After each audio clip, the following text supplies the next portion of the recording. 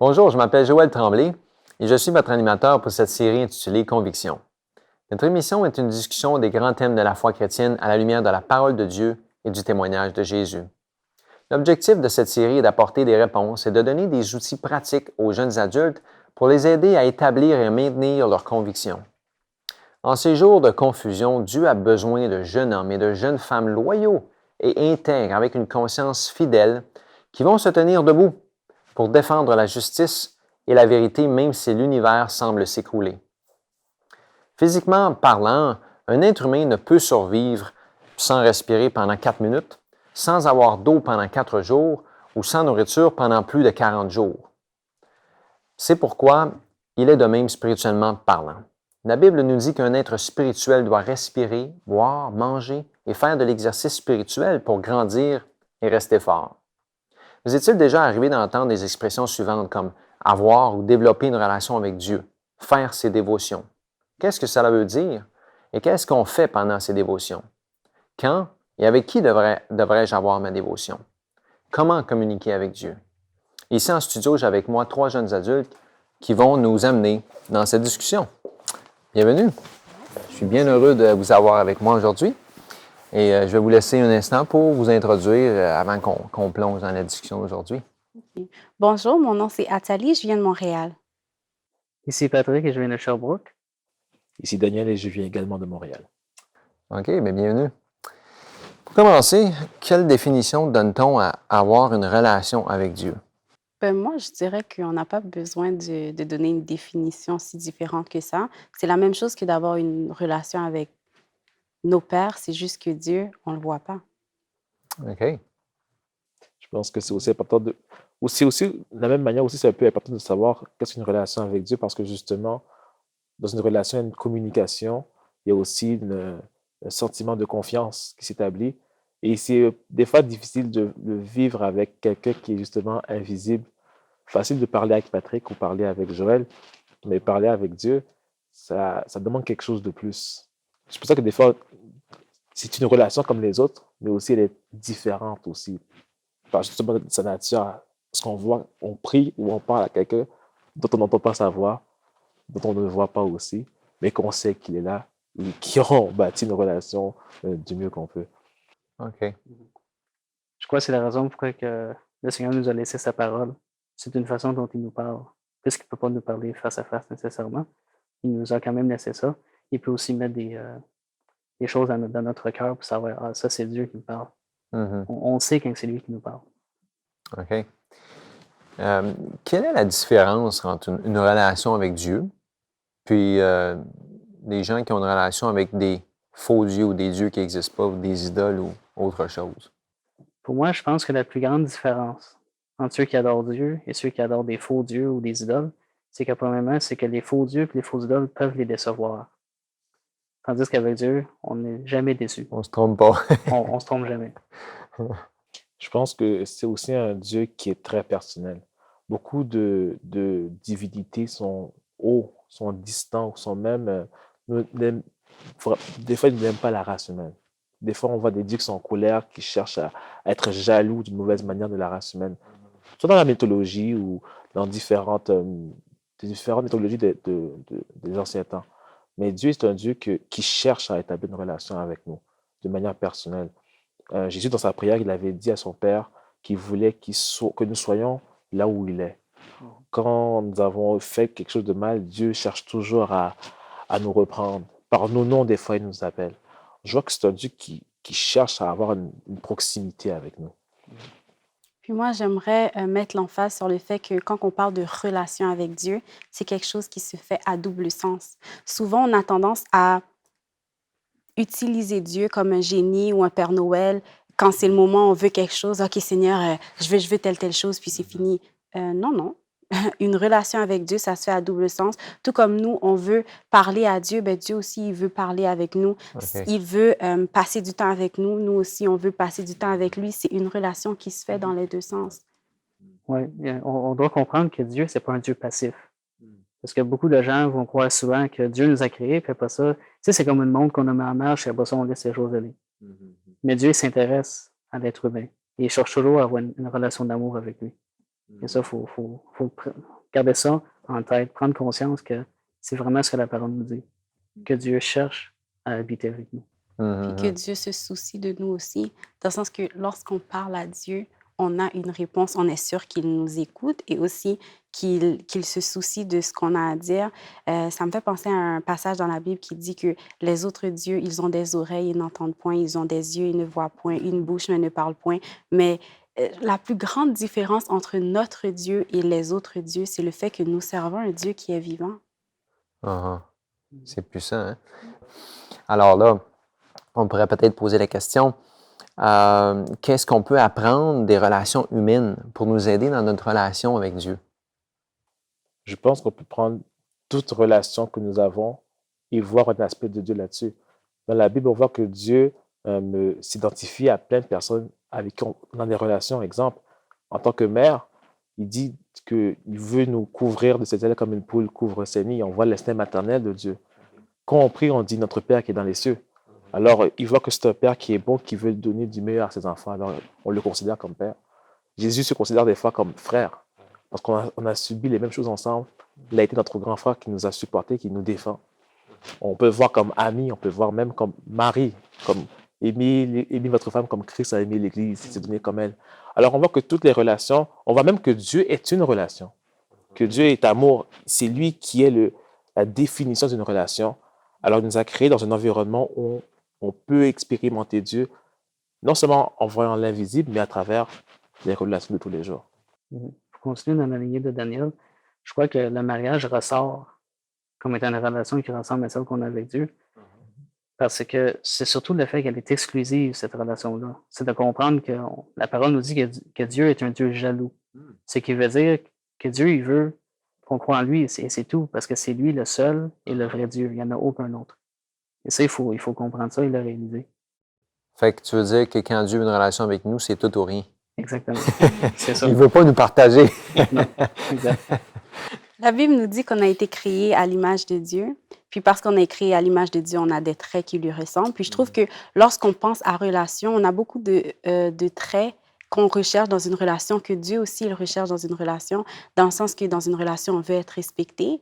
Dieu veut qu'on le respecte. Dans une relation, on veut que la personne ne nous utilise pas, dans le sens que personne ne veut d'un ami que c'est seulement quand il a besoin de nous qu'il vient nous parler. Ou personne ne veut d'un ami sur qui il ne peut pas compter. Dieu veut avoir une relation avec des gens que lorsque c'est le moment de prendre, de se mettre debout pour Dieu, qui vont le faire même si c'est difficile, Dieu cherche des gens sur qui il peut compter. Alors, il y a beaucoup de caractéristiques qu'on recherche dans nos relations humaines, que c'est exactement ça que Dieu veut avec nous. Puis aussi, ce que Dieu demande, il est le premier à l'offrir. Dans le sens qu'il demande de la fidélité, il est fidèle envers nous. Dieu demande de l'amour, il a été le premier à nous démontrer de l'amour. Bien, pour continuer sur ce que tu viens de dire, quel est le rôle de Dieu dans notre relation avec lui? Mais je pense, premièrement, c'est que Dieu dévoile son amour envers nous. Et ce qui frappe le plus, c'est de savoir que lorsque nous étions encore des pécheurs, Christ est mort pour nous. C'est de savoir que Dieu n'a pas attendu qu'on soit meilleur, ou qu'on s'améliore, ou quoi que ce soit. Il est venu comme on était. Il nous a aimés tels que nous sommes. Mais il ne veut pas qu'on reste comme qu'on est, par exemple. Non, c'est la bonne nouvelle. Exactement. Oh, ouais, c'est fort. Mais il nous a aimés, il a promis, comme tu as dit. Je pense aussi que c'est pour voir aussi à quel point Dieu est amour. Je pense que toute controverse, c'est parce qu'on avait une mauvaise idée, une mauvaise image de qui était Dieu. Et par rapport à cette relation, on peut le voir par nous-mêmes, par nos propres yeux, que Dieu veut vraiment notre bien, qu'il n'est pas égoïste, que ce n'est pas pour rien qu'il nous demande de faire ou de ne pas faire cette autre chose, que ce n'est pas de façon arbitraire, mais c'est pour notre bien. Beaucoup de personnes n'ont pas le privilège de connaître l'amour, mais nous, on le voit dans nos versets quand on dit, vous voyez de quel amour Dieu nous a témoigné en offrant son Fils. C'est en passant du temps avec Dieu qu'on voit son caractère, qu'on voit qu'il n'est pas si sévère que ça. Il n'est pas méchant. On réalise que peut-être que moi aussi, je réagis peut-être de même avec mes enfants ou avec mon frère ou avec mon épouse ou avec mon époux. Quand on connaît Dieu, on connaît mieux c'est quoi la définition de l'amour, je crois. Dieu veut nous faire comprendre c'est quoi le vrai modèle de l'amour. Plus on passe du temps, plus on comprend Dieu, plus on comprend c'est quoi l'amour. Alors ça, c'est le rôle de Dieu dans notre relation avec lui. Quel est notre rôle dans notre relation avec lui? Je pense, premièrement, c'est d'accepter ce que Jésus nous offre. C'est d'accepter que Dieu nous a aimés, puis qu'il est mort pour nous sauver. Et après ça, en réponse à ça, on devrait choisir de mourir en nous-mêmes. Pas qu'on puisse le faire pour nous-mêmes, c'est le Saint-Esprit qui accomplit ça en nous. Mais le but par après, c'est qu'on puisse être transformé, c'est-à-dire notre caractère doit être transformé à l'image de Dieu, afin qu'on puisse pouvoir aimer comme Dieu nous aime. Et que les gens puissent voir cet amour-là manifesté à travers nous. OK, alors toi, tu dis que notre rôle, c'est de répondre à son amour en choisissant de se donner, puis qu'il nous utilise. Moi, je dirais que notre rôle, c'est de laisser à Dieu la place pour qu'il remplisse son rôle. Dans le sens qu'il nous a créés, il est notre créateur, il doit avoir sa place de créateur dans notre vie. Ça veut dire que nous, en tant qu'être humain, en tant que créature, nous devons lui laisser cette place-là parce que nous avons en nous un coin spécial réservé pour Dieu. C'est sa place, c'est son rôle, c'est le rôle qu'il doit remplir. Tout comme des enfants qui naissent, qui ne connaissent pas leur père, ils peuvent essayer de remplacer ça par n'importe quoi, mais leur père a une place spéciale qu'il devait occuper dans leur vie. C'est la même chose avec nous, les créatures de Dieu. Nous devons laisser la place à Dieu pour qu'il puisse remplir son rôle parce qu'il doit être tout pour nous. C'est lui qui pourvoit à tous nos besoins et il est le seul à pouvoir répondre à ça. Alors nous, notre rôle, c'est de lui dire, nous reconnaissons que tu es notre créateur et nous te laissons la place pour que tu puisses remplir ce rôle-là complètement dans notre vie. Exact. C'est comme Jean-Baptiste dit. Il faut qu'il croisse en parlant de Jésus et que moi, je diminue. C'est ça. Je pense aussi que, comme tu l'as dit, qu'on réalise aussi qu'on a besoin de Dieu. Je pense que c'est C.S. Lewis qui disait que Dieu nous a créés pour qu'on puisse comprendre qu'on dépend de lui, qu'on vit sur lui. Et des fois, malheureusement, on ne cherche pas d'autres méthodes d'être rempli ou d'avoir ce bonheur. Ça ne peut pas être rempli. Nous sommes matériels, mais nous sommes aussi spirituels. Ouais. Il n'y a rien sur terre qui peut remplir cette soif spirituelle que nous avons si ce n'est que Dieu. Non, c'est ça. Alors, on a parlé de la relation avec Dieu, puis là, on a dit le rôle de Dieu et le nôtre. Quelles sont les bénédictions qu'on peut tirer d'avoir une relation avec Dieu? On se sent complet. On ne manque plus de rien. Parce que si on n'a pas cette relation-là avec Dieu, le vide qu'on a en nous, il va toujours rester là.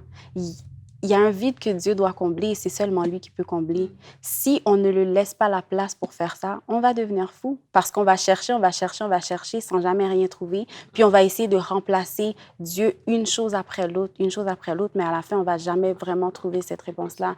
Alors, premièrement, on se sent complet. Deuxièmement, on a une joie qui ne peut être effacée par rien d'autre parce que, dans le fond, on a trouvé ce qu'on cherchait.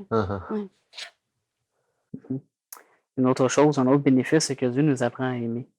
Parce que de plus qu'on s'imprègne de son caractère, et de plus qu'il se révèle à nous, et de plus qu'il nous transforme, de plus que nous, justement, on démontre le caractère de Dieu aux autres. Et dans le fond, c'est ça le but en bout de ligne, c'est de pouvoir aimer comme Dieu aime.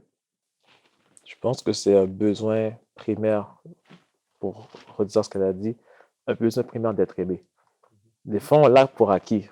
On a une famille, on a des frères et sœurs, on a déjà cet amour. Il y a du monde qui ne l'ont pas, ou bien qui l'ont perdu, cet amour, de se sentir aimé de quelqu'un. Et quand on a cette conviction qu'un créateur, un Dieu qui est infini, prend le soin de t'écouter ou bien le soin d'avoir une relation avec toi, ça donne un sens à notre vie.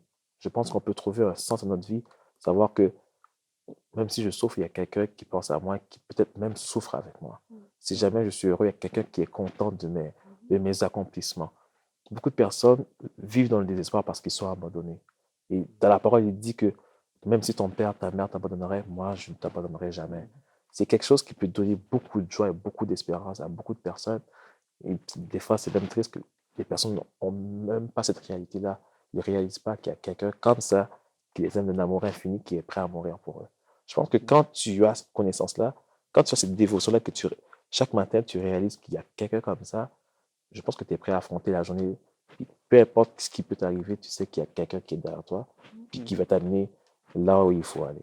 Un autre bénéfice, c'est justement lorsqu'on a appris du Seigneur à aimer, puis puis on a reçu cet amour qu'on n'a pas nécessairement eu par nos parents ou quelqu'un d'autre, c'est qu'après ça, on a des meilleures relations avec nos semblables.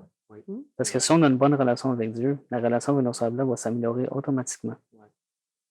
Donc, c'est comme la parole dit, hein, il faut chercher premièrement le Seigneur et l'aimer de toute notre âme, de toute notre tête, de toute notre pensée, et après ça, d'aimer notre prochain comme nous-mêmes. Mais si on a une bonne communion avec Dieu, le reste va suivre. Chers téléspectateurs, on vous remercie d'être des nôtres, de regarder notre émission. Nous aimerions vous faire parvenir nos coordonnées et vous inviter à nous contacter si vous cherchez à approfondir votre relation avec Dieu ou si vous avez des questions à nous poser ou des expériences à nous partager. On serait tellement heureux de pouvoir entendre vos commentaires et communiquer avec vous et on vous invite à le faire à cet instant. Avez-vous apprécié cette émission? Avez-vous des questions pour notre équipe? Aimeriez-vous des réponses tirées de la Bible? Tout ce que vous avez à faire est de nous envoyer un courriel à conviction@mieuxvivre.org. Vous pouvez également laisser un commentaire sur notre page Facebook. Et si vous voulez revoir cette émission, il suffit simplement d'aller visiter notre site mieuxvivre.org. Mieux Vivre offre aux jeunes une formation pour apprendre à produire des émissions et utiliser les médias pour la gloire de Dieu. Ce programme est un apprentissage pratique qui permet aux jeunes de découvrir les ministères multimédia et l'utilisation que l'on peut en faire pour répandre la bonne nouvelle. Êtes-vous passionné par les médias et par la mission? Si tel est votre cas, je vous invite à nous contacter à Mieux Vivre pour en savoir plus sur notre programme de missionnaires multimédia.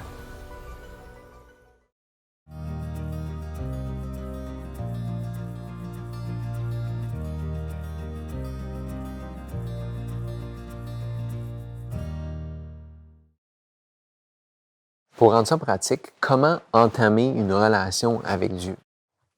Mais premièrement, c'est de venir à Dieu tel que nous sommes. Et de commencer une conversation avec lui, de parler. Pour démentir une chose que beaucoup de personnes pensent, c'est qu'il faut s'améliorer ou même être parfait avant de venir à Dieu. Mais c'est pas ça du tout. C'est qu'il faut venir à lui tel que nous sommes. Mais Dieu ne veut pas qu'on reste comme on est. Le but, c'est qu'on soit transformé à son image, tôt ou tard. Mais Dieu nous voit toujours comme on peut devenir. C'est ça qu'il ne faut pas oublier. C'est beau, hein? Puis aussi, il faut savoir que la seule chose que nous avons à faire, c'est d'accepter l'invitation de Dieu. Parce qu'en fait, la relation qu'on va développer avec Dieu, c'est le résultat d'une invitation qu'il nous a faite. À cause du péché, il y a eu cette séparation entre Dieu et nous, et Dieu est parti à notre recherche. Il nous lance l'invitation, « Vous êtes mes enfants, venez avoir une relation avec moi. » Alors nous, la seule chose qu'on doit faire, on va dire, « OK, Seigneur, on veut essayer, on veut t'essayer. » Puis on accepte ça, puis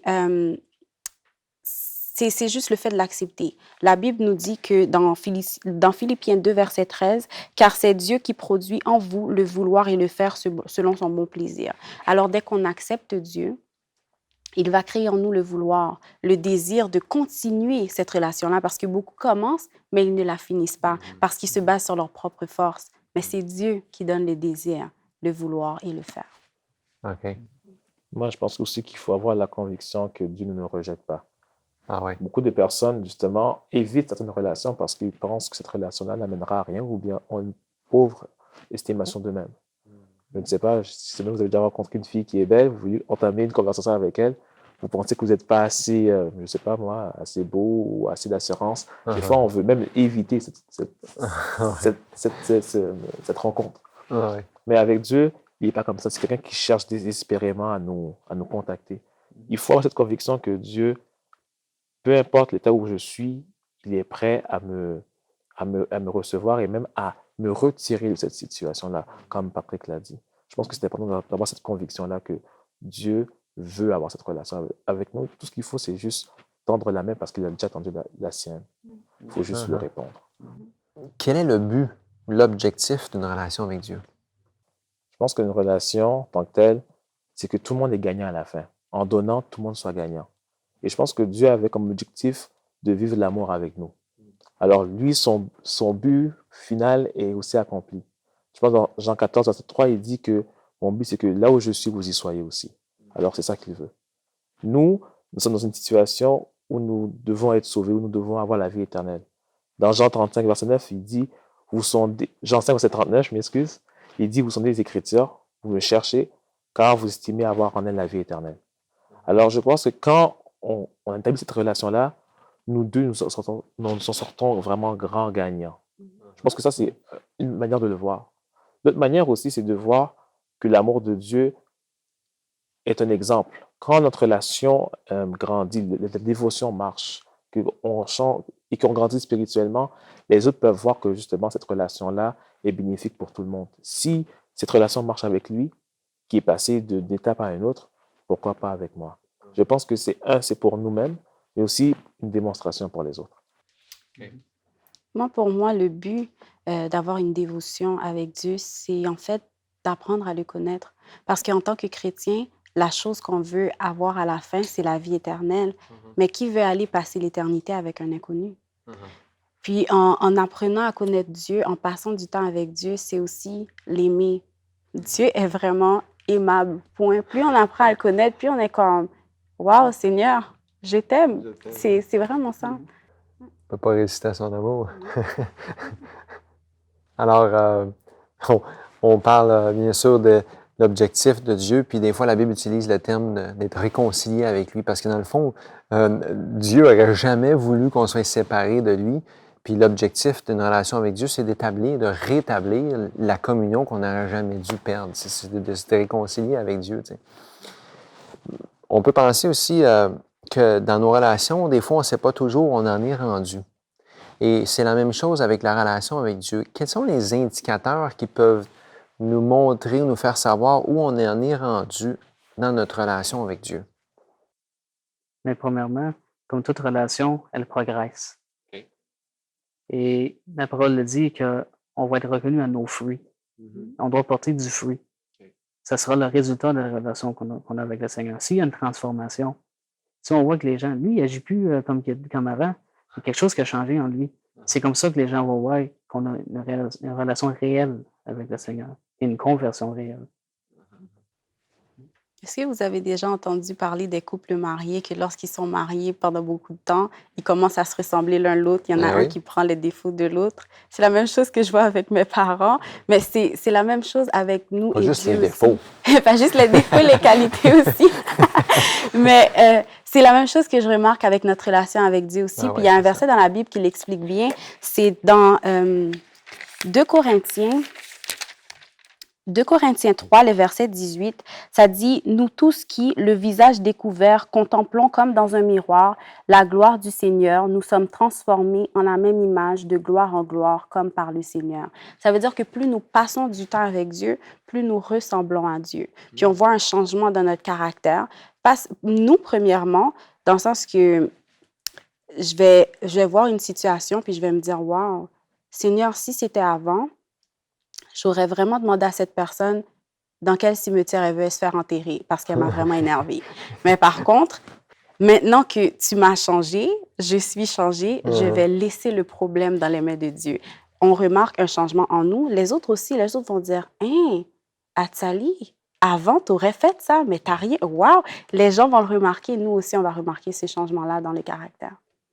Je pense aussi qu'on va juste vouloir avoir plus de temps avec Dieu. David disait « Un jour avec toi vaut mieux que 1000 ailleurs ». Je pense que c'était le résultat d'une relation qu'il avait avec Dieu. Je pense que si jamais on continue à avoir cette relation-là, 5 minutes devient 10 minutes, devient 15 minutes, et à la fin, on se rend compte qu'on a une vie de dévotion, une vie de prière avec lui. Pas juste le matin, mais ça se découle tout au long de la journée. Et ça, c'est le fruit d'une relation qui a été stable et qui grandissait de jour en jour. Je pense que plus on a une connaissance de Dieu, plus on a encore plus soif de Dieu. Et Dieu est infini. Alors, notre soif va toujours être rassasiée, je pense. Puis aussi, plus on passe du temps avec Dieu, plus Dieu nous élève à son niveau. Vous savez, Dieu est très intelligent. Hein? Puis la Bible nous dit dans Proverbes que, je vais vous trouver le verset exact. Dans Proverbe 9, le verset 10, ça dit « Le commencement de la sagesse, c'est la crainte de l'Éternel. » Ça veut dire plus on passe du temps avec cet être qui est intelligent, que ses pensées sont au-dessus de nos pensées, bien, on s'élève aussi avec lui. Maintenant, c'est pas toujours facile et on pourrait poser la question qu'est-ce qu'on dirait à quelqu'un qui a abandonné sa relation avec Dieu pour toutes sortes de raisons? Qu'est-ce qu'on pourrait dire pour encourager quelqu'un qui a perdu ou qui a abandonné sa relation avec Dieu? Mais premièrement, ce qu'il faut dire à cette personne-là, c'est que Dieu n'est pas fâché avec toi. Puis de comprendre que tu peux revenir à lui à n'importe quel moment. Et le plus tôt, c'est le meilleur. C'est le mieux. C'est ça qui est le meilleur. Mais c'est de comprendre que Dieu est prêt à pardonner cette personne-là. Puis qu'il désire que cette personne-là soit au ciel pour toujours avec lui. Dieu a toujours en tête de sauver tout le monde, mais si possible, le plus grand nombre.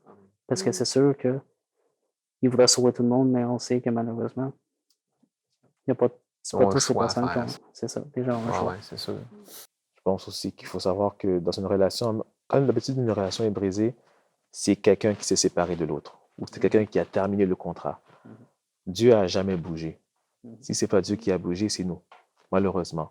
Et heureusement, dans la parabole du jeune fils prodigue, le père était resté au poste puis il surveillait toujours le retour du fils rebelle. C'est-à-dire que même si des fois nous détachons de Dieu, Dieu, son seul désir, c'est que nous puissions être réattachés, comme il a dit, greffés encore au sarment, retourner la relation qu'il avait pour nous dès le départ. Je pense qu'il doit savoir que même si on se détache de Dieu, Dieu veut toujours notre retour puis rebâtir la relation qui a été brisée.